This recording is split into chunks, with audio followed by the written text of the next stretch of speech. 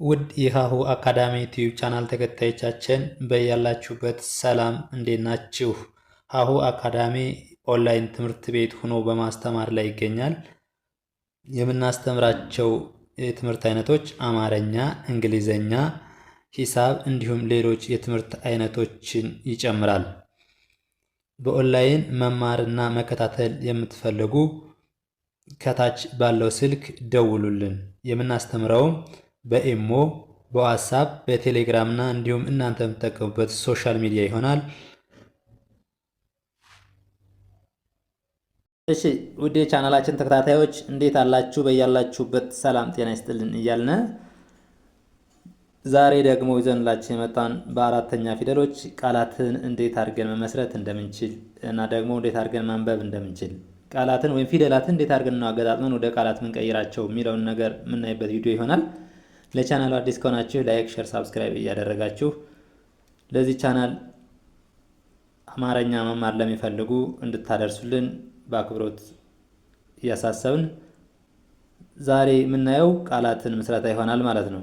በኦንላይን መማርና መከታተል በአጭር ጊዜ አቀላጥፈን ማንበብ እንፈልጋለን፣ ማንበብ መጻፍ እንፈልጋለን ለምትሉ ደግሞ ከታች ባለው ስልክ በቴሌግራም፣ በኢሞ፣ በዋትስአፕ በማንኛውም በምትፈልጉት እናንተ የምትጠቀሙት ሶሻል ሚዲያ ደውሉልን። በአጭር ጊዜ ማንበብ መጻፍ የፈለጋችሁን ነገር ትችላላችሁ ማለት ነው። ከዚህ ቪዲዮ ላይ ደግሞ እንዴት አገጣጥመን መጻፍ እንዳለብን ባጭሩ እንረዳለን ማለት ነው። አብዛኞቻችሁ እያወቅነው ቃላትን ፊደሎችን እያወቅናቸው እንዴት አድርገን ቃላትን መስረት እንዴት አድርገን አገጣጥመን እናነባቸው የሚል ስለሆነ ሀሳባችሁ በዚህ ቪዲዮ እንዴት አድርገን አገጣጥመን እንደምናነብ ባጭሩ እንረዳበታለን ማለት ነው። ወደ ቪዲዮአችን። እሺ እቺ ማነች? ሀ የአራተኛ ፊደል ሀ ብለን ምን ጠራት ነን ማለት ነው። አራተኛ የሀ ቤት አራተኛ ፊደል ይቺ ሀ፣ ይቺ ይ፣ ይቺ ደግሞ ከየቤት ስድስተኛ ፊደል ይ ብለን ምናነባት ሀ ይ፣ ይቺ ል ከለቤት ስድስተኛ ፊደል ሀ ይ ል ኃይል ኃይል።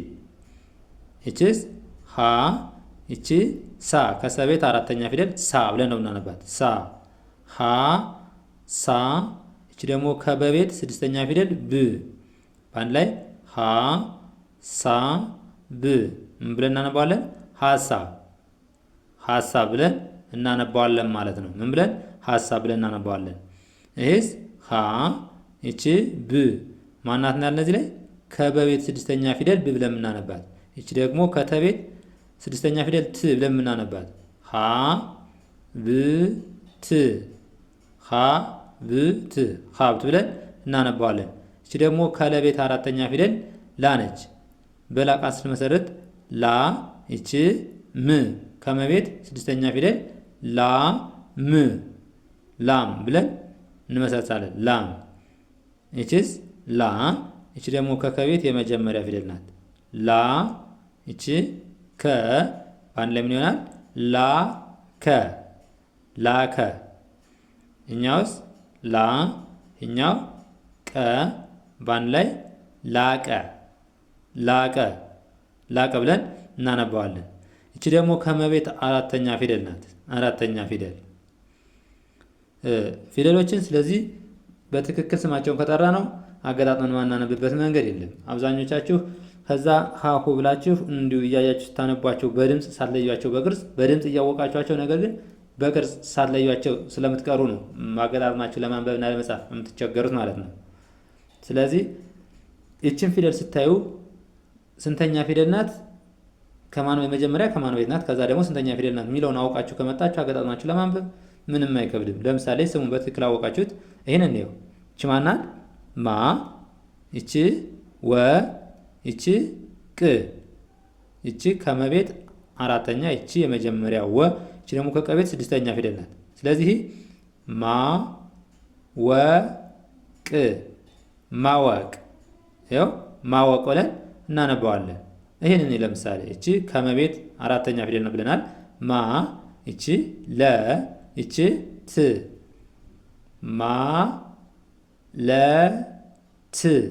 እስኪ ማ ለ ት ይኸው ማለት ማለት እንጂ እንደ ሌላ እንደ እንግሊዘኛ ወይም ደግሞ እንደ ሌላ ትምህርት አይነቶች እንዴት አድርገን ፊደሎችን እንዴት አይነት ድምጽ ይወጣቸዋል ወይም ደግሞ አናባቢና ተነባቢ የሚባል ምንም ነገር የሚቀየር ድምጽም ስለሌለው ማለት ነው። በአማርኛ ፊደል ድምፁ ወደዚህ ይቀየራል፣ ሂስ ጨምርበት አናባቢ ወደዚህ ይቀየራል የሚባል ነገር የለም። የመጀመሪያ ድምጻቸው ቋሚ ስለሆነ የመጀመሪያ ድምጻቸውና የመጀመሪያ ቅርጻቸውን ከያዛችሁት ምንም ችግር የለውም ማለት ነው። በቀላሉ ማንበብ መጻፍ ስለምትችሉ ይቺስ ማ፣ ይቺ ከሀ ቤት ስድስተኛ ፊደል ህ ማ ህ፣ ይቺ በ፣ ይቺ ር በአንድ ላይ ማ ህ በር ማህበር ማህበር ብላችሁ ታነቡታላችሁ ማለት ነው።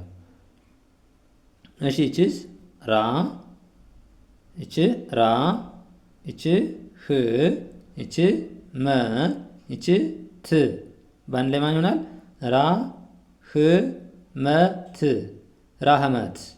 ምን ይሆናል? ራህመት።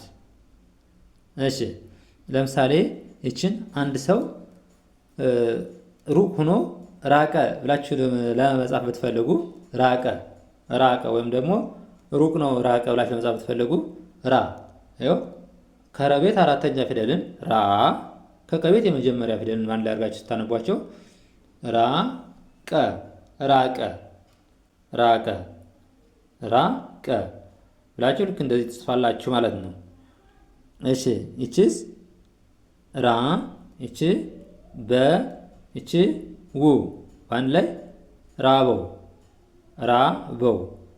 ፈጥነን ስናነበውና ረጋ ብለን ስናነበው የሚለያይ ይመስላል። ምክንያቱም በድምጻችን ፈጥነን ስለምናነበው ማለት ነው። ለምሳሌ ይኸው አሁን ይህን በሙሉ አንብቤ ባሳያችሁ። አሁን ይሄ ማወቅ ስንል ቀስ ብለን ነው እያንዳንዳቸውን ፊደል በክፍተት ነው የምንጠራው። በአንድ ላይ ክፍተት በሌለው በአንድ ላይ ስንጠራው ግን ማወቅ፣ ይኸው ማወቅ ፈጥነን ስንጠራው ማለት ነው። ረጋ ብለን ስንጠራው ማወቅ ማወቅ። ይኸው አሁን ለምሳሌ ማለት ማለት ፈጥነን ስንጠራው ማለት ማለት፣ ይኸው ማለት። ረጋ ብለን ስናነበው ግን ማለት ብለን እናነባዋለን ማለት ነው። ይኸው ማህበር ማህበር ረጋ ብለን ስናነበው። ፈጠን ብለን ስናነበው ማህበር ማህበር። ይኸው ሌላ ድምፅ ወይም ደግሞ ሌላ ንባብ ይመስላል ማለት ነው። ማህበር። እሺ እቺስ ራህመት ራህመት ራህመት ራህመት ራህመት። በውስጥ ክፍተት ሲኖረው ረጋ ብለን ስናነበው ሌላ ይመስላል ማለት ነው እንጂ ተመሳሳይ ነው። ራህመት ራህመት ብለን እንጠራዋለን ማለት ነው። እሺ እቺ ደግሞ የሰ አራተኛ ፊደል ናት። የሰ አራተኛ ፊደል። እቺ በእሷ ቃል ስንመሰርት በጣም ብዙ ቃል መስረት ይቻላል፣ ግን ከዛ ሁሉ መካከል ሁለት ሶስት ቃላትን እየመሰረትን ነው የምናይ ማለት ነው። ይቺ ሳ፣ ይቺ ን፣ ይቺ ባ በአንድ ላይ ሳ ን ባ ምን ይሆናል? ሳምባ ሳምባ ይሆናል ማለት ነው። ይቺስ ሳ፣ ይቺ ቀ።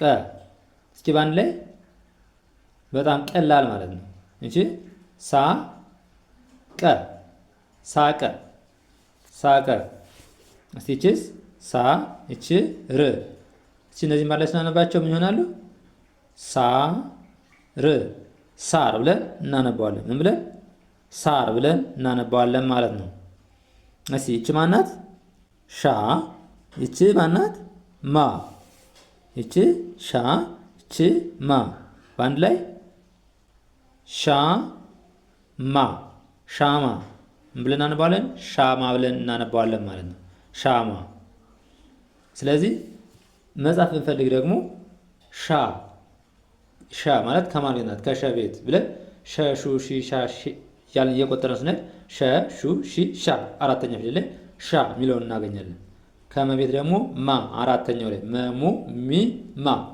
ስለዚህ በአንድ ላይ እነዚህን ጽፋችሁ ምን ይሆናል? ሻማ ሻማ ሻማ። በጣም በቀላሉ ማለት ነው።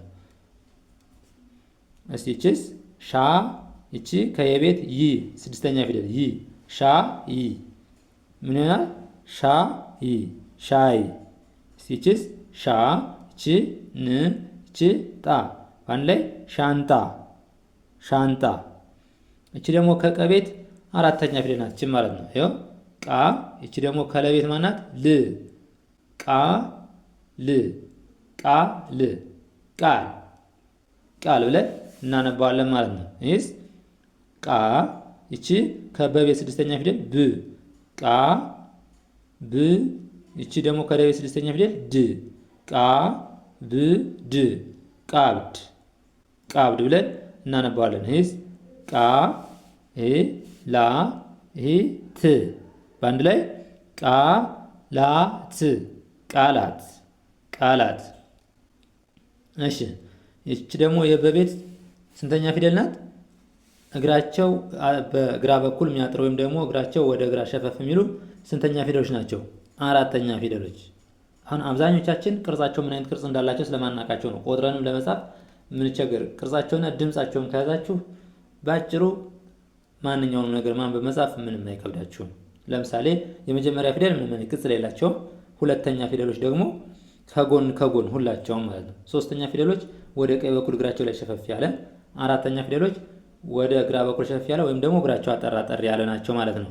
አምስተኛ ፊደሎች እግራቸው ላይ ቀለበት፣ በቀኝ በኩል እግራቸው ላይ ቀለበት። ስድስተኛ ፊደሎች የተለያየ ቅርጽ ነው ያላቸው፣ ግን አብዛኞቻቸው ከላይ ወደ ግራ በኩል ሸፈፍ ያሉ ናቸው ማለት ነው። ሰባተኛ በቀኝ በኩል ከላይ ቀለበት ወይም ደግሞ እግራቸው አጠር ያለ ብላችሁ ትይዛላችሁ። በዚህ መሰረት ስትጽፉ ራሱ ፊደሎችን ሀሁ ብላችሁ ስትጽፉ እንደዚህ ከዚህ ሁለተኛው እንደዚህ ሶስተኛው እንደዚህ ብላችሁ ከጻፋችሁ ከጎን ሁለተኛ ከጎን ሶስተኛ እግራቸው ሸፍ ያለው ወደ ቀኝ አራተኛ እግራቸው ማጠር እንደዚህ ብላችሁ ከጻፋችሁ በዚህ ኦርደር ስትሄዱ ራሱ መጻፍ ምንም አይከብዳችሁም ማለት ነው።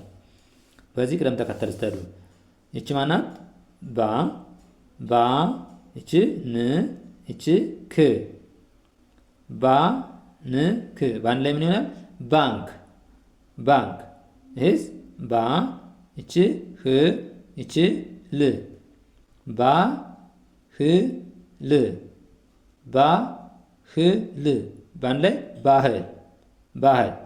ይህኛውስ ባ ሂ ለ ይህኛ ፈ ይህኛው ው በአንድ ላይ ባ ለ ፈ ው። ስታነቡ ስትለማመዱ ምን ታደርጋላችሁ? መጀመሪያ እያንዳንዳቸውን ፊደሎች ቀስ ብላችሁ ትጠሯታላችሁ ማለት ነው። ይኸው ባ ለ ፈ ው። ረጋ ብላችሁ ስታነቡ ትርጉም ያለው አይመስላችሁ። ከዛ እንደዚህ ከለያችሁ በኋላ ፊደሎችን ባ ለ ፈ ው ብላችሁ ከለያችሁ በኋላ ባለፈው ፈጠን ብላችሁ እያንዳንዳችሁን ባለፈው ባለፈው ብላችሁ ታነቡታላችሁ ማለት ነው። እሺ ለዛሬ ዘንዳችሁ የመጣን ቪዲዮ ይህን ይመስላል። በሌላ ቪዲዮ እስከምንገናኝ በኦንላይን ደውለን በአጭር ጊዜ መማር አቀላጥፈን ማንበብ መጻፍ እንፈልጋለን ለምትሉ ከታች ባለው ስልክ ደውሉልን። በሌላ ቪዲዮ እስከምንገናኝ መልካም ጊዜ፣ ሰናይ ቆይታ